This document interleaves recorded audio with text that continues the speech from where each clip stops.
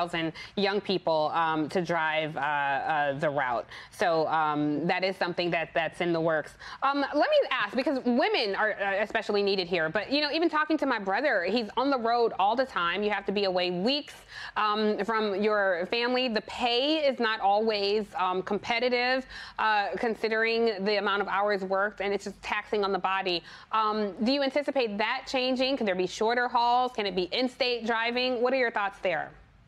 Well, certainly the more people that we get into the industry, that's going to help to be able to get the shorter haul. The pay right now is higher than I've ever seen it, Tiffany. I've been in trucking for the last almost 20 years, and I've never seen it at this level, and that is due to the shortage. So I think, yes, just getting more people in, more women into the industry, giving them the supports to be able to get into the industry is going to help us to maybe make the playing field a little bit more even with things. All right. Well, we'll definitely keep our eye on this.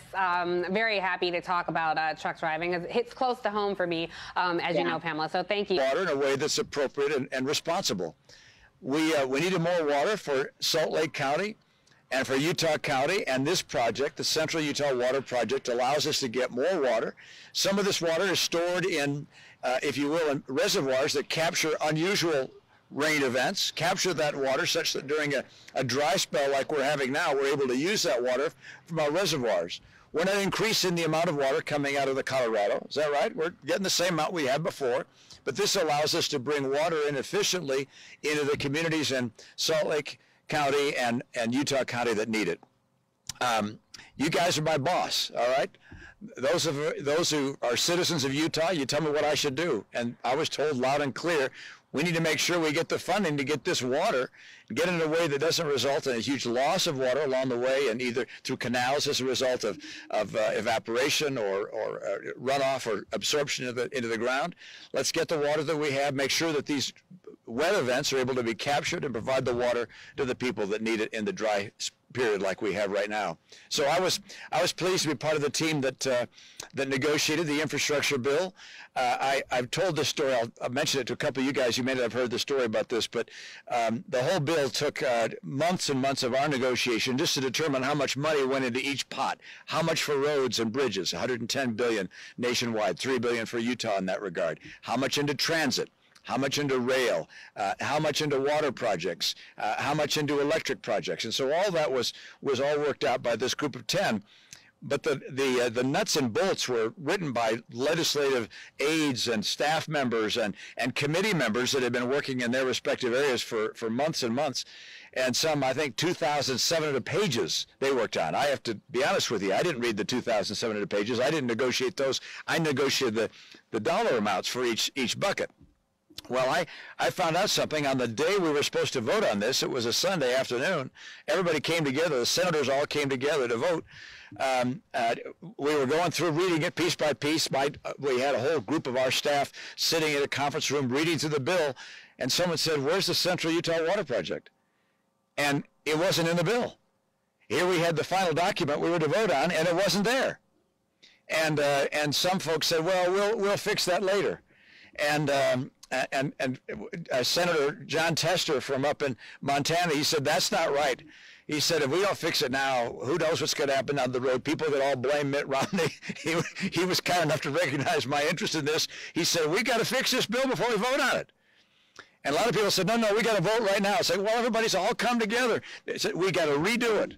And so this was the one project in the whole legislation that stopped the bill and caused us to go back and redraft and get a new draft and then distribute that and allow a vote to make sure that the Central Utah Water Project, the $50 million associated with this project, would actually be in the final legislation. So anyway, a little side story. Clearly, I'm very, very pleased that the infrastructure projects, hard physical infrastructure projects that are part of this legislation, that are the entire part of this legislation, are going to help Utah maintain the kind of vitality and good quality of life that we've long enjoyed and provide a place where our kids and their kids will be happy to raise their families. With that, any questions you may have, and I'll direct them to the guys that know the answers. Senator, I just wondered if you could comment on, what do you want to say to your Republican colleagues who would not support this bill? Not one member of the delegation, Well, other than you? Yeah, well, Get on board? it takes a little explaining. And as they say in politics, if Breaking news about the Ford stimulus payments. A large amount of Americans may receive a new $600 stimulus check within the next few weeks. And this is great news. In this video, I'll be sharing with you many ways on how to receive the stimulus payments. The second round of Golden State stimulus checks is still in full swing, with payments being sent out in batches since September. The checks are available to all Californians who earn under $75,000 a year, unless they receive the checks in the first Golden State stimulus at the start of 2021. Even then, if these people have dependents, then they could still be eligible to receive a payment. But now around 9 million people became eligible to receive $600 payments after the requirements were expanded in July. More than 1.15 million payments are included in the latest batch, which will cost the state $857 million. And this follows the $4.5 million stimulus checks. The $4.5 million stimulus checks previously distributed by the California Franchise Tax Board at a total cost of $3.2 billion. Now, payments are due to be sent to everybody every week until the end of the year. That's to ensure everyone who has applied for the payments gets them. Most of who has received checks so far has received them in the form of a direct deposit, as the process for mailing is longer and more complicated. But there is yet to be an announcement on what will happen with the Golden State stimulus in 2022. People who are eligible in 2021 but applied for a physical check could receive their payment as late as January 2022, due to the time it takes to post such things. But so far, these are the only payments announced for 2022. So an unexpected Ford stimulus check is definitely possible thanks to a new relief program.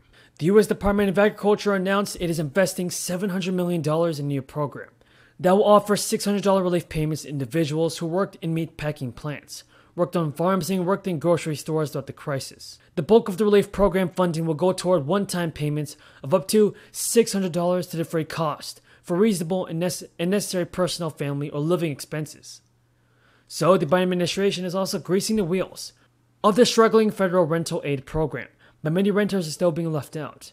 The Emergency Rental Assistance Program was born of the relief bill that Congress passed in December to help low and moderate income households that were behind on their rent and utilities. In the early months of the program, the money was slow to flow, but federal data showed that the pace of emergency rental aid going to tenants has increased in recent months. Now, after the Supreme Court ended a federal eviction moratorium in August, the level of protection for renters who cannot pay rent has varied per state. The Treasury Department has tried to speed up payments by warning local officials they will begin to take back excess funds from the states that lag in distributing the payments and give them high-performing states. While the agency has given unsuccessful programs some leeway, allowing them to submit plans to reform and save their funds. Tenants are running into roadblocks, even in places that have stimulus relief. Thank you again, everybody, for your support. And if you have any more questions about this, be sure to leave them in the comments below. And until next time, have a great day.